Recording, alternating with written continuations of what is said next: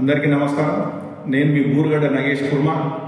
మరి ఈరోజు దేశం లోపల పశుగణన కార్యక్రమం, సర్వే కార్యక్రమం మొదలవుతుంది కాబట్టి భారతదేశం లోపల ఎన్ని గొర్రెలు ఉన్నాయి, ఎంత మన సంఖ్య అనే విషయాన్ని కేంద్ర ప్రభుత్వం ఈరోజు సర్వే చేయాలనే ఉద్దేశంతో ఈ యొక్క పశుగణన కార్యక్రమం చెప్పడం జరిగింది.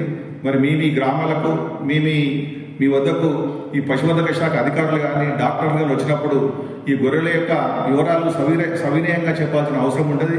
ఎందుకంటే కేంద్రం ఈరోజు మన భారతదేశంలో మన గొర్రెల సంపద ఎంత ఉందన్న ఉద్దేశంతో, మరి ఎంత సంఖ్య ఉందన్న ఉద్దేశం తెలుసుకోవాలనే ఉద్దేశంతో ప్రభుత్వం ఈరోజు 2000 ఇప్పటి వరకు 20 సార్లు సర్వే చేయడం జరిగింది. అయినా లెక్క తేలలేదు కాబట్టి ఇది 21 సార్లు కూడా సర్వే ప్రతి 5 సంవత్సరాలకు ఒకసారి నిర్వహిస్తుంది. కాబట్టి ఈ సదావకాశాన్ని వినియోగించుకొని మరి గ్రామాలకు వచ్చినప్పుడు అధికారులకు సహకరించి మన దగ్గర ఎన్ని జీవాలు ఉన్న విషయాన్ని కూడా మరి అధికారులకు పెట్టి రాయించాలని చెప్పి మనం చేస్తూ, మరి ముఖ్యంగా ఇప్పటి వరకు మరి ఏదైతే గ్రామాల నుంచి మనం మందలు మేపుకోవడానికి వలస వెళ్తామో అవి లెక్క తెలియట్లేదు. కాబట్టి ఈ సర్వే యాప్ లోపల అధికారులతో మాట్లాడక్కడ కుర్మాన్ని రాయించడం జరిగింది, గొర్రె కాపర్లను కుర్మా రాయించడం జరిగింది.